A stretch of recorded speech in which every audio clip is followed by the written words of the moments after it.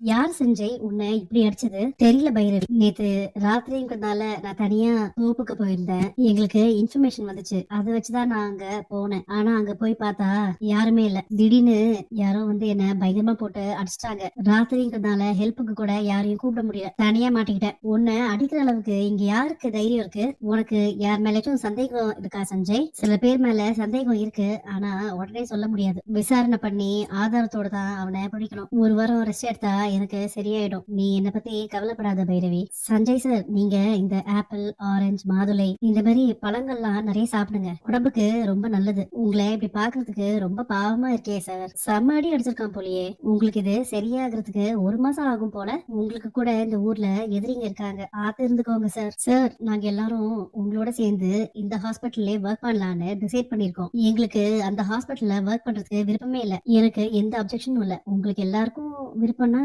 நீங்க இந்த ஹாஸ்பிட்டல்ல என் கூட சேர்ந்து வேலை பார்க்கலாம். ஆறுமுகம், உன் கையில இந்த காயம் எப்படி வந்துச்சு? போய் சொல்லாம ஒழுங்கா பதில் சொல்லு. கீழே விழுந்ததுனாலதான் அடிபட்டுச்சு பைரவி. நீ தானே சஞ்சய் அடிச்ச?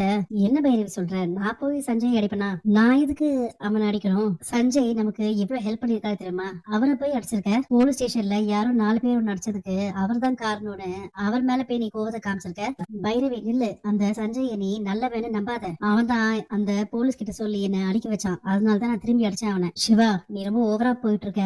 என் ஹாஸ்பிட்டல் ஸ்டாஃப்ஸ என் பெர்மிஷன் இல்லாம நீ எப்படி இங்க அப்பாயிண்ட் பண்ணலாம்? என் ஸ்டாஃப்ஸ் எல்லாம் நீ இங்க கொண்டு வந்துட்டு அப்புறம் என் ஹாஸ்பிட்டல்ல இழுத்து மூடலான்னு பாக்குறியா? உன் ஹாஸ்பிட்டல்ல ஒர்க் பண்ண பிடிக்காம தான் அவங்க எல்லாரும் இங்க வந்து ஜாயின் பண்றதா என்கிட்ட சொன்னாங்க. ஒழுங்கு மரியாதையா இமீடியட்டா எல்லா ஸ்டாஃப்ஸையும் ரிலீவ் பண்ணு. அப்படி பண்ணலன்னா நான் உன்னை பண்ண வைப்பேன்.